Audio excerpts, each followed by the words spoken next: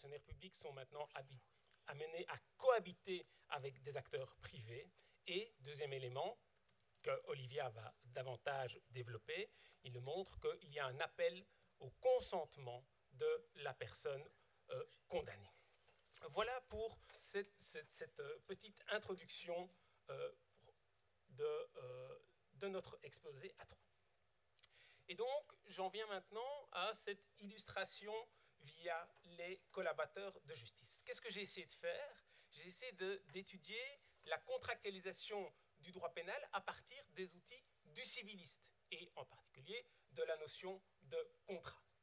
On verra qu'il y aura tantôt des éléments qui témoignent d'une certaine adéquation de ces outils civilistes pour expliciter un dispositif pénal, tantôt peut-être des altérations.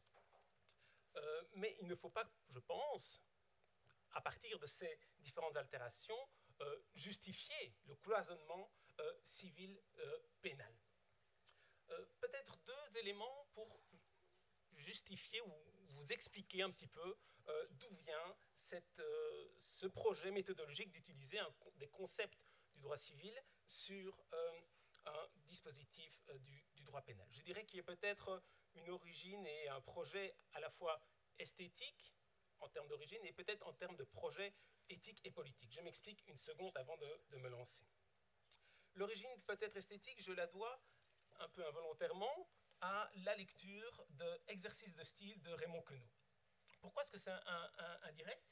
Parce que vous vous souvenez sans doute dans cet ouvrage, Raymond Queneau essaye de partir des mêmes faits, des mêmes petites histoires, et de les mettre en des formes variées grâce à des concepts différents. Et ici, j'inverse un petit peu l'idée, c'est j'utilise les mêmes concepts, mais à des faits présentés comme relevant de sphères différentes. En termes de projet éthique et politique, cet exercice méthodologique, je pense, peut être relié à un projet abolitionniste du système pénal tel que Luc Hulsmann le prévoit. Pourquoi? Parce qu'au départ de ce projet abolitionniste du système pénal, Luc Hulsmann défend l'idée qu'il n'y a pas de spécificité aux comportements qui sont actuellement traités par le système pénal par rapport à d'autres comportements traités par le droit civil. Et donc, partir d'un outil du droit civil pour montrer la pertinence de l'utiliser pour développer et comprendre un dispositif pénal participe justement à ce décloisonnement nécessaire pour aboutir, in fine, à cette abolition du système pénal.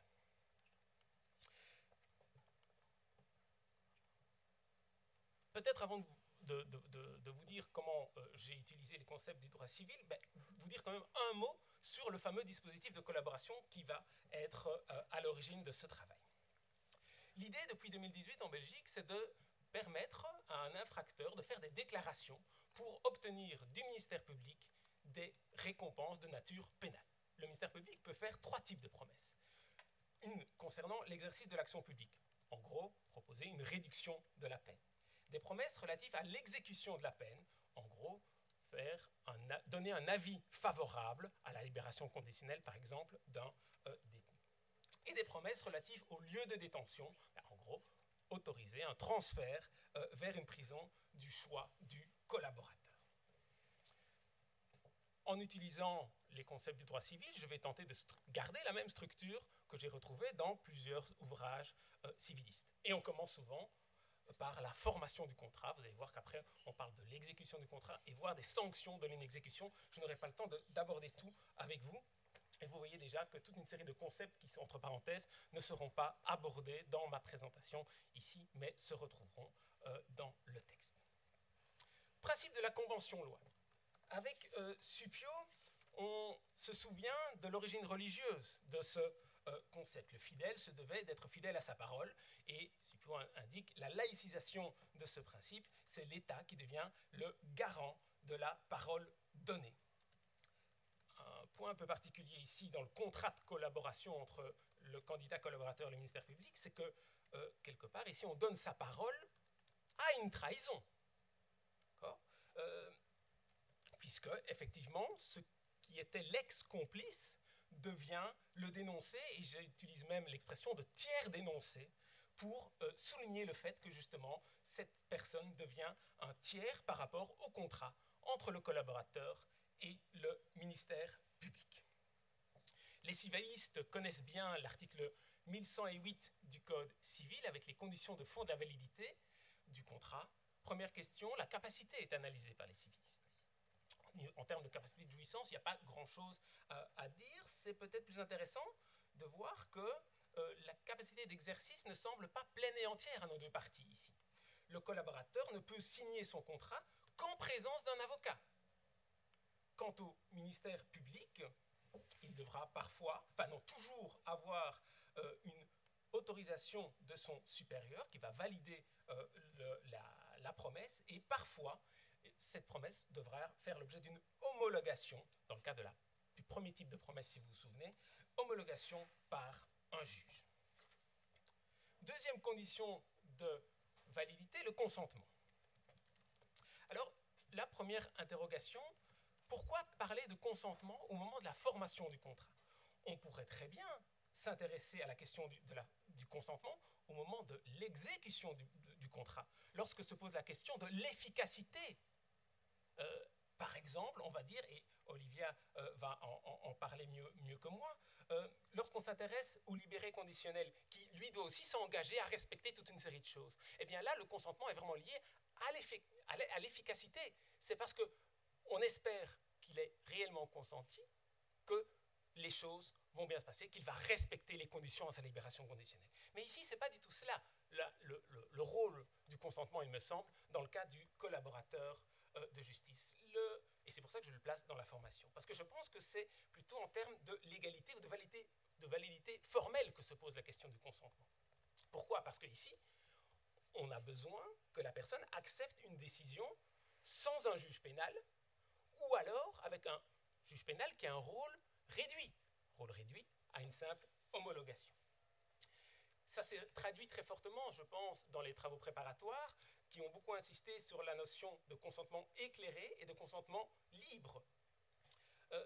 Un petit problème au niveau du consentement éclairé, dans le cadre du contrat de collaboration. Le candidat collaborateur, lorsqu'il signe le contrat, il ne connaît pas encore ce qu'on appelle le taux de la peine reportée. C'est quoi le taux de la peine reportée? Ça veut dire que c'est la peine qui sera décidée s'il ne respecte pas ces conditions et qu'il y a une révocation de la mesure. Est-ce qu'un civiliste parlerait d'erreur, voire peut-être de dol, en indiquant qu'il y a un défaut d'information du partenaire? Consentement libre maintenant. Est-ce qu'il n'y a pas une pression à collaborer lorsque une loi permet une telle dispositif? En effet, faire entendre à un infracteur que s'il collabore, il aura par exemple 3 ans de prison, mais que s'il ne collabore pas, la peine risque de monter à 9 ans de prison. Il y a sans doute une pression là derrière, et un sentiment que les 6 années qui vont être qualifiées par le collaborateur comme les 6 années supplémentaires sanctionnent son refus de collaborer. Donc la question de la pression se manifeste ici, et en termes de civiliste, je parlerai peut-être de violence, comme le prévoit l'article 1111 et 1112. Le principe de bonne foi, bien connu du Code civil toujours, article 1134 alinéa 3. De nouveau, un peu le paradoxe du dispositif, comment s'assurer que le collaborateur trahisse de bonne foi? Eh bien, le législateur a tenté de s'assurer de cela en imposant 4 caractéristiques aux déclarations du collaborateur. Ces déclarations doivent être utiles et pertinentes, révélatrices, donc portées sur des éléments nouveaux, pas connus du ministère public, sincères et complètes. Alors, ces 2 dernières caractéristiques, sincères et complètes, là on voit clairement le lien avec l'exigence de bonne foi du collaborateur. Il me semble que pour les 2 premières caractéristiques, utile et pertinente et révélatrice, là quelque part, par ricochet, c'est la bonne foi du ministère public qui est questionnée là. Pourquoi? Parce que très facilement, le ministère public pourrait être de mauvaise foi. en disant « Ah, mais non, ces informations que vous me donnez, je les connaissais déjà. Ça ne m'apporte rien de nouveau, ou bien elles ne me sont pas utiles dans mon dossier. » Donc là, de nouveau, la bonne foi, je pense, est un principe intéressant. Alors, on m'a signalé que j'étais déjà un peu en retard, donc je passe ce deuxième élément lié à la bonne foi. Et j'en viens à ce deuxième temps, après la formation. Les civilistes s'intéressent aux effets du contrat, ou souvent une typologie des types de contrats, et aussi à l'exécution des obligations. De nouveau, vous voyez toute une série de concepts qui ont été utilisés, mais on ne les verra pas tous ensemble. Première idée assez simple, le contrat est un contrat synallagmatique entre nos deux partenaires ici. Effectivement, il y a des obligations du collaborateur, faire des déclarations, indemniser le dommage, c'est les deux plus importantes, je ne les liste pas toutes, et des obligations en sens inverse du ministère public, qui est de, alors là j'ai repris l'expression prévue par la loi, de faire une promesse. Donc je me pose la question, pourquoi s'obliger à promettre quelque chose et pas directement à s'obliger à ce quelque chose? Il me semble que là, ce passage, cette étape de la promesse se comprend par le rôle du tiers dans l'opérationnalisation de cette promesse, qui est parfois nécessaire. L'exemple, c'était le plus fréquent, c'est le cas du juge qui doit homologuer une décision préalable. Donc effectivement, le ministère public n'est pas toujours capable d'exercer lui-même, d'exécuter lui-même, pour parler comme un civiliste, ses obligations sans l'intervention d'un tiers. C'est un contrat de gré à gré, mais caractérisé par une asymétrie dans le pouvoir de négociation. Alors, il y a effectivement négociation, marchandage, et donc, d'après la division chez les civilistes, on est bien dans un contrat de gré à gré par opposition à un contrat d'adhésion, et souvenez-vous de cette distinction, parce que Olivia va, de manière très opportune, en reparler. Mais cette négociation, sur quoi porte-t-elle? Mais pas tellement, il me semble, sur les obligations du collaborateur en tant que tel, puisque vous avez vu que via les caractéristiques des promesses, des déclarations, pardon, on n'a pas grand-chose à négocier, les 4 caractéristiques doivent être respectées, point à la ligne. Par contre, la négociation peut peut-être sans doute porter sur les obligations du ministère public, puisqu'il faut préciser quelle est la teneur concrète, précise de cette promesse. Qu'est-ce qui peut limiter la négociation? C'est que le ministère public doit respecter ce qu'on appelle un principe de pondération fixé par le législateur. 3 éléments de limite: la gravité des faits commis par le collaborateur, sous-entendu, plus ces faits sont graves, moins la réduction peut être importante. Deuxième critère, la gravité des infractions dénoncées et la gravité des conséquences possibles des faits dénoncés. Vous voyez qu'il y a une petite marge de manœuvre, mais malgré tout, et là je n'ai pas le temps de le développer, mais une sociologie de la négociation vous montre quand même qu'il y a un pouvoir de négociation asymétrique entre les deux acteurs, et ça, sur ce point-là, je suis désolé, je vais devoir renvoyer au texte écrit sur cet élément plus sociologique du pouvoir de chacun dans la négociation. La relativité des effets internes et la stipulation pour autrui. Le principe, l'article 1165 qui évoque le fait de ce qu'on appelle la relativité des effets internes au contrat, effectivement, les droits et les obligations ne concernent que les parties en tant que telles. Avec une exception, la stipulation pour autrui, l'article 1165 lui-même renvoie à l'article 1121 du Code civil. Le stipulant, et je pense qu'il y a quelque chose de l'ordre de la stipulation pour autrui dans notre dispositif d'aujourd'hui. Le stipulant, le ministère public, et le promettant, le collaborateur, vont faire naître, à charge du promettant évidemment, un droit de créance. Ce serait ce fameux droit de rembourser les dommages causés à qui, à un tiers au contrat, c'est la victime des infractions commises par le collaborateur. Et j'en termine avec les effets externes, et donc plus particulièrement l'opposabilité des effets externes. Ça veut dire quoi, l'opposabilité des effets externes? Ça veut dire que le contrat est un fait social qui s'impose aux tiers. Se pose la question, mais qui sont les tiers dans notre affaire? Premièrement, la victime du collaborateur, puisque ce contrat de collaboration aura comme effet que la victime n'aura pas n'assistera pas à un procès classique cherchant à démontrer la culpabilité du collaborateur. Autre effet positif, on l'a déjà vu, cette victime pourra bénéficier de l'engagement du collaborateur à indemniser les dommages. Deuxième tiers, c'est les personnes dénoncées. Évidemment, c'est un fait social, ce contrat de collaboration va faire en sorte qu'il y a un risque accru de condamnation pour ce tiers dénoncé. Et, je l'ai déjà évoqué, ce changement de rôle social vient du fait qu'on passe de la notion de complice à celui de tiers dénoncé. Voilà, je crois que j'ai déjà pris trop de temps, donc je m'en excuse.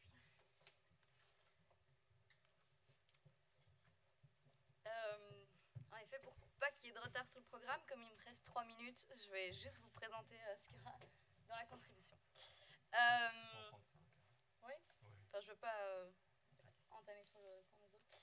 Mais donc, moi, je travaille sur l'exécution des peines privatives de liberté. Donc, une fois qu'on est condamné à ce qu'on appelle communément une peine de prison, comment cette peine s'exécute? C'est le droit pénitentiaire qui le règle. Et ce droit pénitentiaire, je vais vous montrer, d'une part, qu'il est vraiment axé sur la notion de projet. Donc, c'est l'idée que le justiciable doit s'activer pour élaborer un projet et donc il va devoir lui-même, en fait, donner un sens à sa peine. Donc, on passe vraiment d'une idée où c'était la peine imposée par le pouvoir public, l'idée de rétribution, etc., à une peine où, en fait, qui est complètement déléguée au justiciable qui doit lui-même trouver le sens qu'il va donner au temps en détention. Ensuite, je vais vous montrer que le principe de l'exécution des peines privatives de liberté, c'est de dire on passe une partie de sa peine en prison et puis une partie de sa peine dans la communauté en respectant des conditions. Eh bien, ces conditions, elles sont négociées devant un tribunal d'application des peines. Et je vais vous montrer qu'en fait, ces négociations, comme l'a déjà souligné Thibault, il y a une asymétrie dans la relation de pouvoir et donc ça s'apparente davantage à un contrat d'adhésion. Voilà, où le justiciable doit finalement dire oui au projet qui est proposé par le juge. Et alors, je ne vais pas développer de toute façon parce qu'on n'a pas le temps, mais il y a bien sûr une implication grandissante de la sphère privée dans l'exécution des peines. Il y a non seulement l'irruption d'acteurs privés, comme on sait maintenant que toutes les nouvelles prisons ou les établissements de défense sociale sont gérés et maintenus et exploités par des entreprises privées. On leur donne de plus en plus de compétences, c'est ce qui est en tout cas prévu dans les derniers master plans du ministre de la Justice. Et alors, il y a aussi tout ce qui est implication de l'intime et de la sphère privée dans l'exécution des peines. Donc, la peine s'exécute à domicile dans le cadre d'un bracelet électronique et on va vraiment impliquer la famille dans la surveillance des libérés conditionnels. Donc, pour ma recherche doctorale, j'ai par exemple assisté vraiment à des audiences des tribunaux de l'application des peines où on faisait venir la compagne du condamné avec le juge qui disait on compte sur vous pour le surveiller. Donc il y avait vraiment cette idée de délégation de la surveillance des condamnés à la famille. Et une place importante de la victime qui est tout à fait caractéristique de ce domaine et que je n'aurai pas le temps de développer. Donc, je vais tout de suite aller... Donc, je vais aller plus vite. Mais, oui, non, je vais quand même... Le grand principe du droit pénitentiaire, c'est de dire, à partir du jour 1 en prison, on doit être rencontré par un service qui évalue nos besoins, notre profil, et qui va calibrer qu'est-ce qui peut être mis en place d'utile pendant notre temps de détention. Et tout ça va se trouver dans ce qu'on appelle le plan de détention individuel. Par exemple, je suis peintre à l'extérieur, je vais peindre dans la prison et je vais peut-être faire une formation continue pour améliorer mes compétences, etc. Ça, c'est l'idée de plan de détention individuel. Si j'ai des victimes, je vais les rembourser, etc. Et ce plan de détention qu'on exécute dans la prison, il va ensuite se transformer en plan de réinsertion au moment où on va sortir de la prison et qu'on sera surveillé sous condition. Et donc, voilà, je voulais vous dire, on est dans la grande actualité, puisque ce plan de détention, les dispositions n'étaient pas en vigueur jusqu'à très peu de temps, et en tout cas, les moyens financiers n'ont pas été mis en place pour qu'ils deviennent réalité.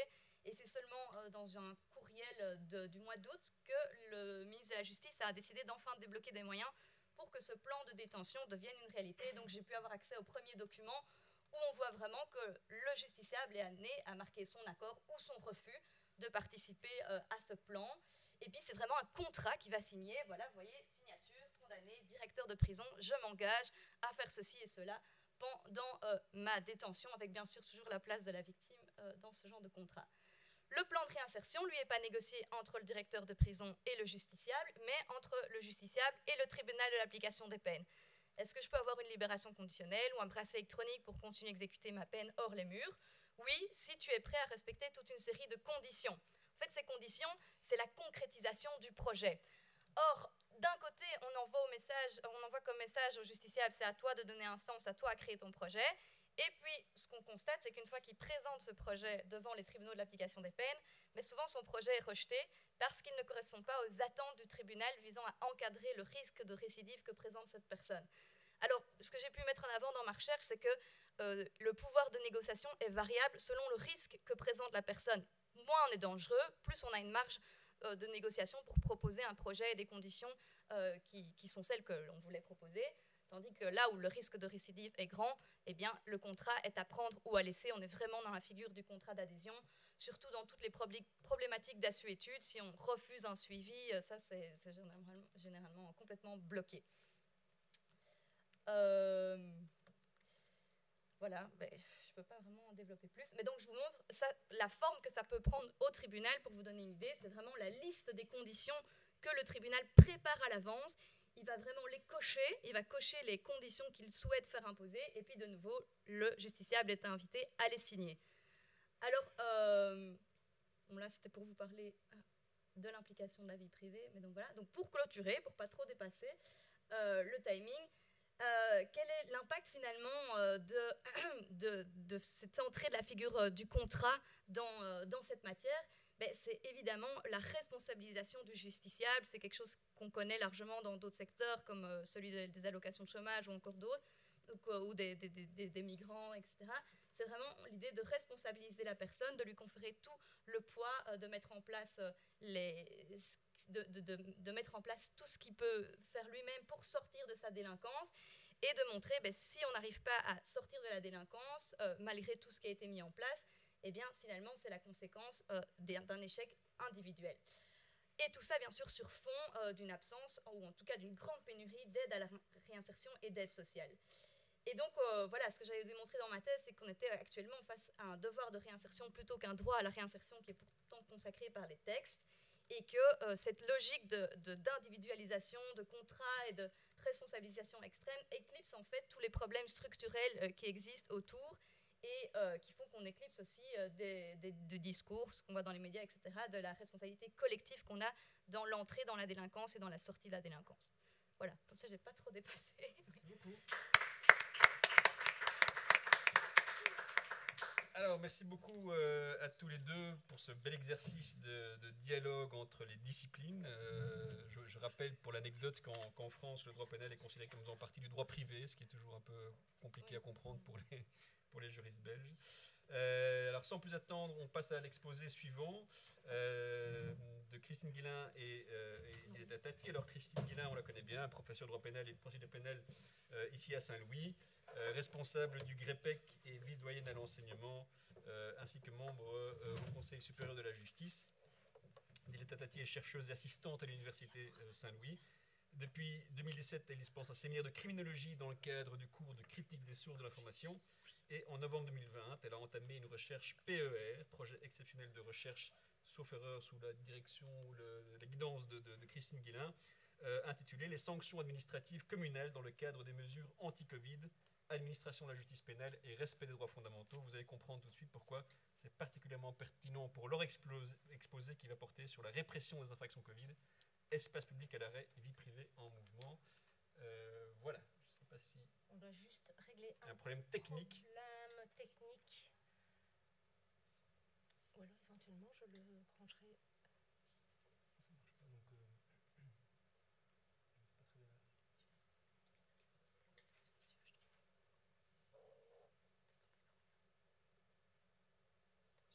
pas très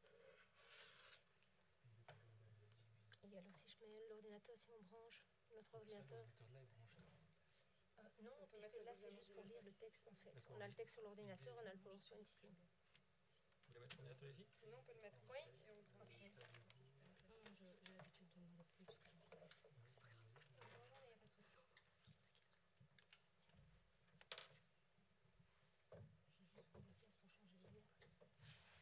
Ça, on sait que ça marche.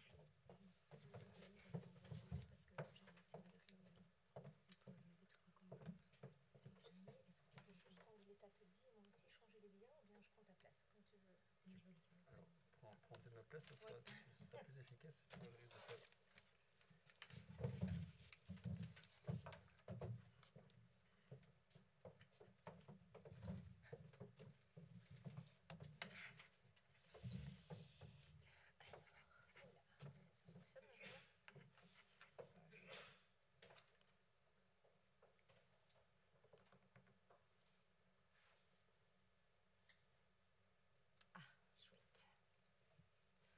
Merci beaucoup, désolée pour les retards techniques.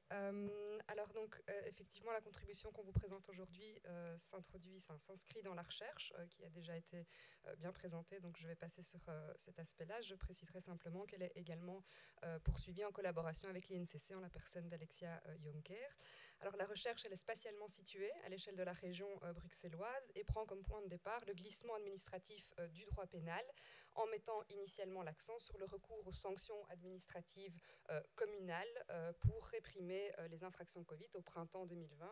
Il faut savoir que Bruxelles fait figure d'exception puisque les 19 communes de l'agglomération ont recouru à ce mécanisme des SAC. Alors on a ensuite élargi le champ de la recherche pour s'intéresser à la réponse pénale aux infractions Covid qui s'est imposée comme la seule voie répressive à partir de l'été 2020. On va ici vous présenter une série d'observations, une série de constats qui sont liés à la répression de ces infractions tant dans l'espace public que dans l'espace privé et on s'intéressera également aux contours spécifiques de l'action publique dans le traitement de ces infractions. Je vais d'abord commencer par un bref rappel de l'architecture répressive des infractions Covid qui s'est construite au printemps 2020 pour situer un petit peu le cadre dans lequel on intervient. Alors au niveau des infractions, on voit que dès le mois de mars 2020, on a les fameux arrêtés ministériels qui prévoient une série de mesures. À l'heure actuelle, on est à 40 modifications de ces arrêtés ministériels. Très vite aussi, le ministère public, à travers la circulaire des collèges des procureurs généraux, modifiée entre-temps à 22 reprises, met en place la politique des poursuites spécifiques aux infractions Covid. Et puis, on a une parenthèse qui va du mois de mars, officiellement en fait du mois d'avril au mois de juin 2020, qui habilite les communes à traiter ces infractions par voie administrative. Alors, pourquoi je dis qu'officiellement, ça va du mois d'avril au mois de juin? Parce qu'en réalité, c'est un arrêté royal du 6 avril 2020 qui habilite les communes à donner cette réponse administrative, mais en réalité, la grande majorité des communes bruxelloises n'attend pas cette habilitation légale pour pouvoir infliger des sanctions administratives. On constate même que la grande majorité des communes ont infligé plus de sanctions administratives avant d'y être habilitées légalement. Je vous donne l'exemple de Watermal-Boisfort. On a 120 PV entre mi-mars et mi-avril. Une fois que l'arrêté royal est passé, on en a 2. Ou encore Molenbeek, les 3/4 des PV sont traités en fait avant que cet arrêté royal ne soit implémenté dans la législation communale. Alors la base légale utilisée, c'était l'article 11 du règlement général de police qui règle en fait l'espace public en considérant que le refus de se soumettre aux injonctions des policiers peut entraîner une sanction administrative. D'aucuns ont considéré que l'existence même de ces arrêtés ministériels était en réalité suffisante pour être considérée comme étant une injonction, et d'autres que je rejoins par ailleurs, considéraient que cette base légale était plutôt bancale et résultait d'une interprétation très très contestable. Alors, pour terminer la ligne du temps, non, c'était en arrière, pardon. Pour terminer sur la ligne du temps, voilà. On a encore les arrêtés du ministre-président au niveau bruxellois pour un petit peu complexifier tout ce panorama. Et puis, je n'en parle pas, mais je l'évoque tout de même, la loi pandémie qui va entrer en vigueur normalement d'ici le 4 octobre prochain et qui a été publiée au Moniteur belge le 20 août. Alors, je vais m'intéresser ici à la répression administrative qui, donc, comme je vous l'ai dit, va de mars à juin. Et chose exceptionnelle, on va donner la priorité à l'administratif sur le pénal pour la répression des infractions Covid. Alors, à l'échelle de Bruxelles, on parle d'environ 16 000 dossiers. À titre de comparaison, sur la même période, le ministère public traitait, lui, environ 12 000 dossiers à Bruxelles. Alors, je vais poser ici des constats par rapport aux infractions qui concernent l'espace public, les restrictions à l'espace public, donc les fameuses interdictions de rassemblement, interdictions de déplacement jugées non essentielles, vu qu'il s'agit de la majorité des procès-verbaux qui ont été communiqués aux communes. Alors comment est-ce que le contrôle et la répression administrative sont mis en œuvre? Déjà, sur le terrain, il faut savoir que ce sont les PV des policiers qui sont pris en compte par les communes, les agents constatateurs communaux, mais aussi d'autres services comme la prévention, qui est un service régional et qui va avoir un rôle dans la gestion sécuritaire de l'espace public, mais axé plus sur la prévention et la cohésion sociale, était quant à eux absent, écarté pour des raisons sanitaires. Et donc tout type de contrôle de présence sur le territoire public est assuré en fait à ce moment-là par les agents de police. Alors, on a aussi des grandes différences dans l'application et la répression de ces limitations, interdictions, qui tient à la configuration même des 19 communes bruxelloises. Configuration différente d'ordre politique, sociologique, socio-économique, et sans surprise, les communes du croissant pauvre sont celles qui ont enregistré le nombre plus important de PV. Ce sont également les communes les plus densément peuplées, et où on peut aussi relever d'autres indicateurs, la taille moyenne d'un logement qui va être également plus exiguë, le type d'utilisation de l'espace public qui est différent, qui est un endroit quotidien de sociabilité, d'interaction et pas un simple lieu de passage, des accès plus ou moins aisés à des espaces verts. Alors, j'ai esquissé un tableau que je ne vais pas approfondir, mais simplement pour vous montrer à population plus ou moins égale, donc on est aux environs de 50 000 habitants par commune, mais à densité de population bien différente, on arrive à des situations très très diverses. Je vous propose de comparer juste Saint-Gilles et Woluwe-Saint-Pierre. On voit qu'on a plus ou moins à 7 000 habitants près le même nombre d'habitants, mais une concentration au kilomètre carré beaucoup moins importante pour Woluwe-Saint-Pierre. On aboutit sur Saint-Gilles, plus densément peuplé, à plus de 1000 procès-verbaux sur l'espace d'un mois. Il y en a environ 40 à l'échelle de Woluwe-Saint-Pierre.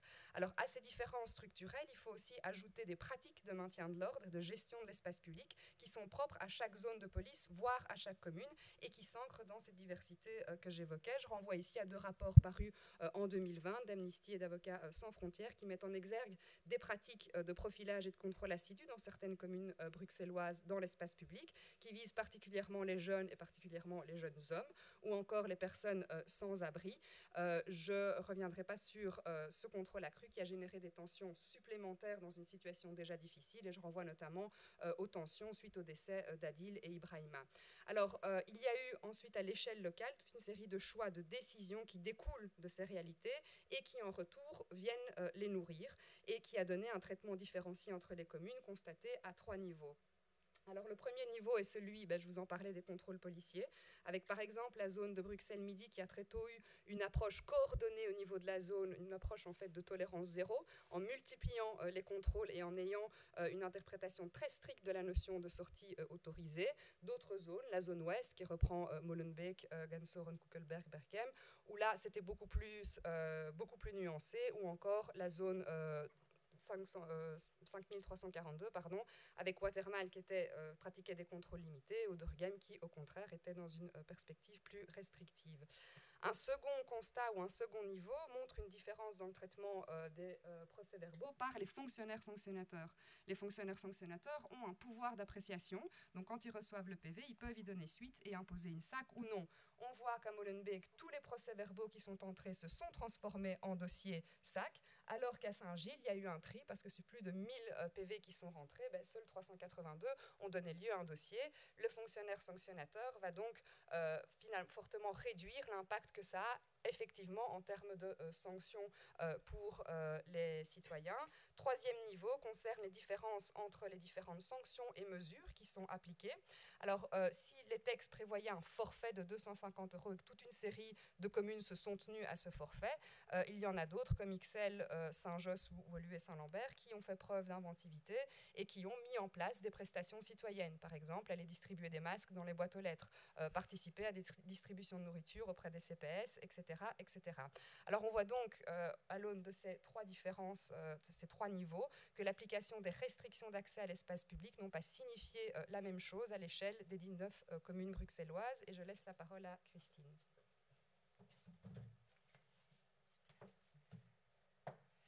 Voilà, bonjour à tous, bonjour à toutes. Donc moi je vais vous parler de la répression pénale des infractions Covid.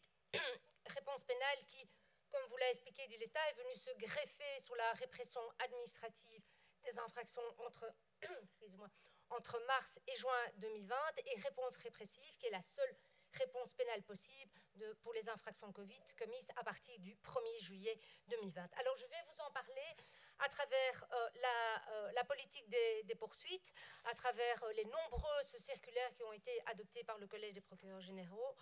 Vous savez, la politique des poursuites fait partie avec la politique de recherche de ce qu'on appelle la politique criminelle, et c'est le Collège des procureurs généraux qui est chargé de mettre en œuvre ces directives et ces circulaires. Alors, comme vous pouvez le voir aussi sur base de l'article 143 quater du Code judiciaire, ces directives sont contraignantes pour tous les membres du ministère public. Donc, ces circulaires vont venir encadrer, vont venir guider l'action du ministère public. Alors, le Collège des procureurs généraux va intervenir très très vite dans la crise sanitaire, puisqu'il adopte dès le 25 mars 2020 la fameuse COL 06, qui, comme l'a dit l'État, va être modifiée à 22 reprises, la dernière en date du 14 juillet 2021, en écho aux modifications successives, notamment de l'arrêté ministériel du 23 mars 2020. Alors, on voudrait ici poser deux constats. Premièrement, ces circulaires vont venir redessiner le contour de certaines infractions, ce qui pose évidemment problème par rapport au principe de légalité, mais ce n'est pas le propos de notre contribution, tout comme elles vont recourir à des moyens procéduraux extraordinaires pour constater les infractions Covid. Deuxièmement, ces circulaires vont également redessiner les contours de l'action publique via un traitement dérogatoire des infractions, de sorte qu'on va assister à des mutations au sein du système pénal. Et comme on va le voir, il va y avoir une répression très très intense des infractions pénales, des infractions Covid au plan pénal, ce qui va restreindre les possibilités d'occupation de l'espace public et va venir empiéter sur la sphère privée. Alors, premier problème qu'on peut identifier est la manière dont la circulaire va venir interpréter certaines infractions Covid. Je mets interprétation entre guillemets parce que vous allez le voir, on est bien au-delà de la simple interprétation. Avec un premier exemple, les fêtes illégales, les fameuses lockdown parties, suite à l'interdiction de rassemblement dans les espaces privés au-delà du nombre de personnes qui composent la bulle sociale. Alors, la circulaire prévoit dans sa version du 15 décembre 2020 que le procureur du roi peut mobiliser la catégorie de fait illégal s'il y a volonté manifeste de non-respect des mesures de confinement corona en raison, entre autres, de la nature même du rassemblement, du grand nombre de participants et de l'attitude de ces participants. Donc la circulaire vient en quelque sorte créer une nouvelle infraction, cette de fait illégale, ou alors ajouter un nouvel élément à l'infraction d'interdiction de rassemblement de plus de X personnes en venant dorénavant requérir un dol spécial. Et ajouter un nouvel élément à une infraction est en principe favorable aux prévenus, si ce n'est qu'ici, cette volonté manifeste va entraîner une répression accrue, puisqu'elle autorise soit une transaction pénale majorée, à savoir de 750 € pour les participants au lieu de 250 € pour, on va dire, les infractions Covid normales, soit la citation directe devant le tribunal correctionnel, là où cette procédure est en principe réservée par la circulaire en cas de récidive ou de concours d'infraction. Alors, un autre exemple est l'infraction de rébellion, qui fait écho aux propos de l'État concernant les contrôles en rue. Et ici aussi, la circulaire prévoit un traitement dérogatoire lorsqu'il y a non-respect des mesures de distanciation sociale, d'interdiction de rassemblement, de port du masque, et lorsque ces infractions sont couplées avec l'infraction de rébellion, puisque dans ce cas, d'une part, la circulaire excluait la réponse administrative, puisque l'infraction ne pouvait être réprimée que pénalement, et d'autre part, autorisait la privation de liberté, notamment lorsqu'un suspect tente de prendre la fuite ou entrave les constatations. Donc, on a vu émerger, et à tout le moins à l'échelle bruxelloise, tout un contentieux devant le tribunal correctionnel où plusieurs prévenus ont été poursuivis, outre les infractions Covid, pour des faits de rébellion, ce qui reflète les contrôles accrus de la part des policiers, conséquence de leur nouvelle mission de contrôle du respect des normes Covid, dans un contexte, comme l'a dit l'État, de tension avérée entre jeunes et forces de l'ordre quant à l'occupation de l'espace public. Et le risque est évidemment d'autant plus grand que les notions qui sont contenues dans les arrêtés, dans les circulaires, sont peu claires. Alors, des décisions dont on a pu prendre connaissance. On a relevé plusieurs choses.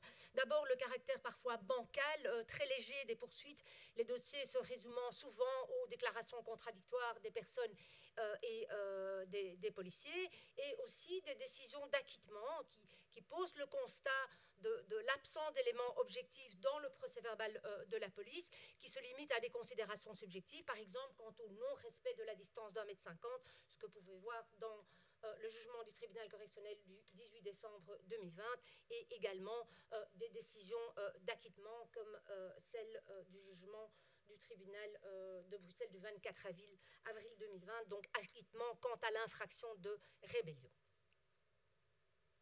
Alors, concernant maintenant les moyens procéduraux extraordinaires qui ont été donc mobilisés pour constater les infractions de Covid, il y a évidemment cette question très très épineuse des visites domiciliaires. Donc, comme vous le savez, le domicile est inviolable, est protégé tant par la Constitution que par des instruments internationaux, et seul, normalement, un juge d'instruction peut autoriser à certaines conditions sa violation. Mais il y a un certain nombre d'exceptions qui sont prévues pour permettre à la police, pour permettre au parquet d'opérer ce qu'on appelle des visites domiciliaires sans mandat de perquisition du juge d'instruction.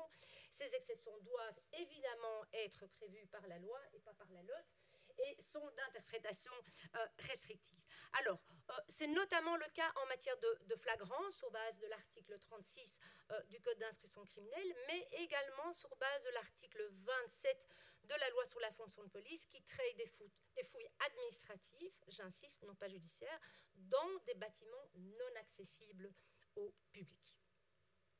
Alors, concernant la possibilité d'effectuer des visites domiciliaires en cas de flagrance, la circulaire va être très claire, en stipulant que cette prérogative ne rencontre normalement pas le principe de proportionnalité auquel une ingérence dans la vie privée doit répondre, et qu'elles ne peuvent être opérées sans l'accord explicite et préalable du procureur du roi. En revanche, la circulaire va, à tout le moins dans un premier temps, faire une interprétation très large de cet article 27 de la loi sur la fonction de police, en autorisant des fouilles administratives de lieux privés.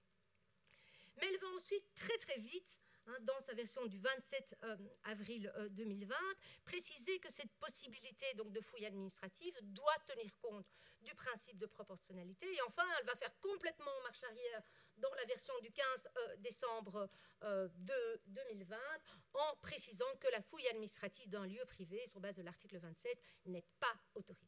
Donc on voit comment les frontières se brouillent entre espace public, espace privé, entre police administrative, entre police judiciaire, et comment les acteurs flirtent avec des notions donc, au contenu très semblable que sont le domicile, les lieux privés ou les lieux non accessibles au public. Alors un autre problème est le recours aux drones pour constater les infractions Covid, mais je vais passer parce que je vois que l'heure tourne. Alors, deuxième constat qu'on a posé est celui des mutations au sein du système pénal, dans la mesure où ces circulaires Corona vont induire un traitement différentiel, un traitement dérogatoire des infractions Covid par rapport à l'ensemble des infractions pénales, ce qui va venir redessiner les contours de l'action publique.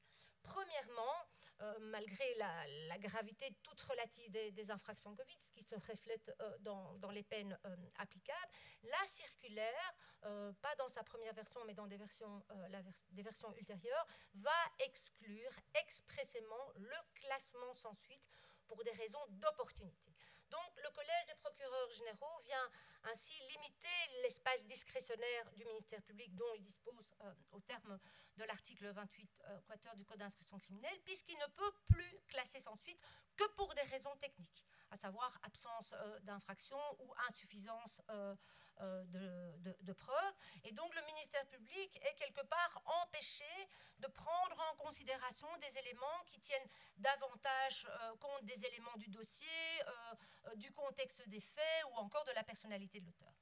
Et cette injonction du Collège des procureurs généraux va se traduire dans les statistiques, puisque à la date du 6 juin 2021, c'est les derniers chiffres qui sont disponibles sur Internet, sur les 148 819 dossiers Corona clôturés, moins de 4% ont fait l'objet d'un classement sans suite pour des motifs d'opportunité, là où en comparaison, ils représentent plus ou moins 20% de l'ensemble des infractions pénales qui sont traitées par les parquets, tout contentieux confondu, sur une année. Alors, deuxièmement, la circulaire va privilégier le recours à la transaction pénale dans le cadre de la répression des infractions Covid, à tout le moins pour la première infraction Covid, donc en l'absence de récidive.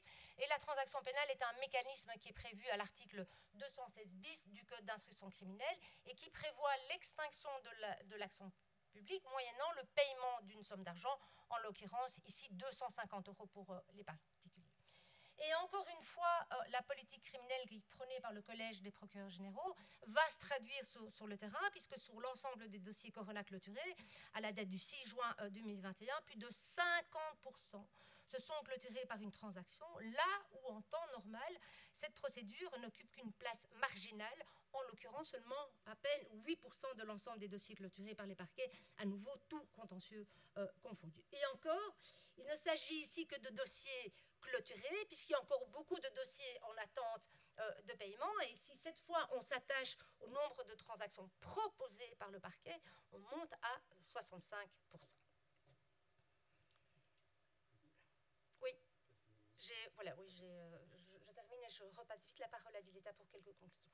Donc, pour conclure sur la transaction, donc on voit que cette transaction connaît une application sans précédent, puisque le ministère public y recourt de manière quasi systématique pour les infractions Covid, alors que c'est un mécanisme qui fait figure d'exception dans le paysage pénal, puisque normalement, on ne transige pas sur l'action publique, et donc on peut aussi, à l'instar de la contribution précédente, souligner une certaine forme de contractualisation de la justice pénale, si ce n'est qu'ici, elle n'est pas envisagée comme un mode de résolution des conflits, mais est davantage justifiée par des considérations d'efficacité, des considérations de rapidité, que l'on peut d'ailleurs questionner au vu du nombre de transactions qui restent impayées et des poursuites engagées par le ministère public sur cette base, mais ça, c'est une autre histoire.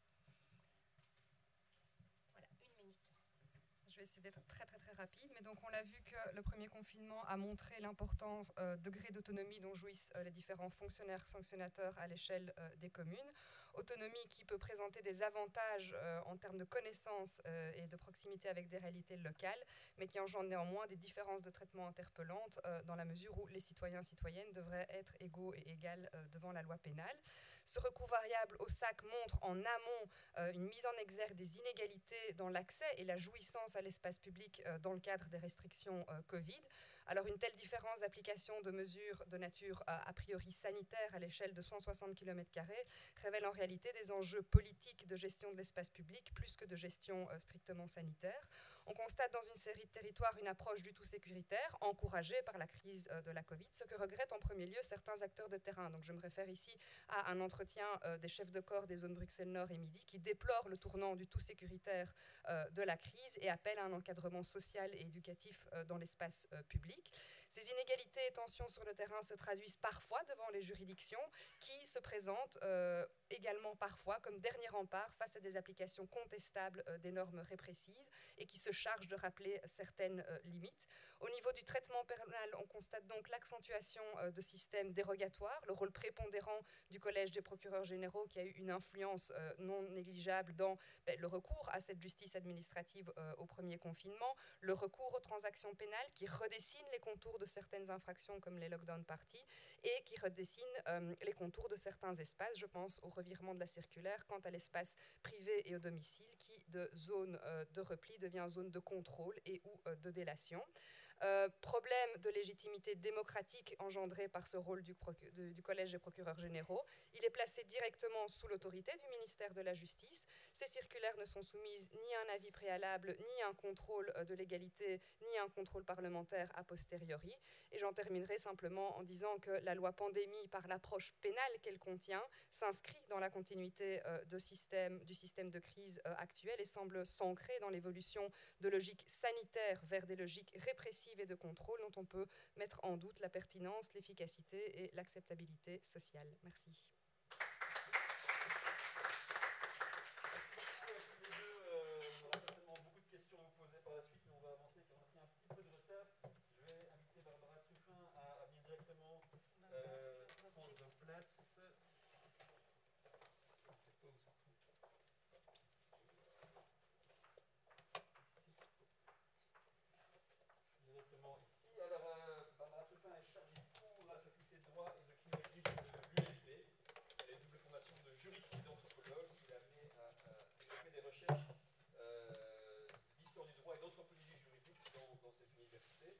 Ses recherches postdoctorales en anthropologie portaient sur la constitutionnalisation des droits des peuples autochtones en Amazonie équatorienne.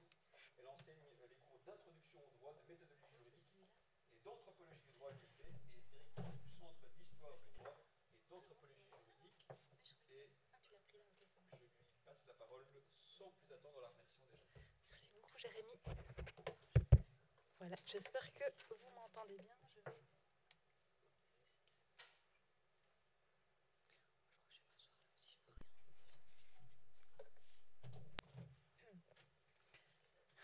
Voilà, un tout grand merci pour cette invitation à participer à vos travaux et à contribuer au débat relatif à cette distinction droit public, droit privé, les brouillages et les influences éventuelles respectives.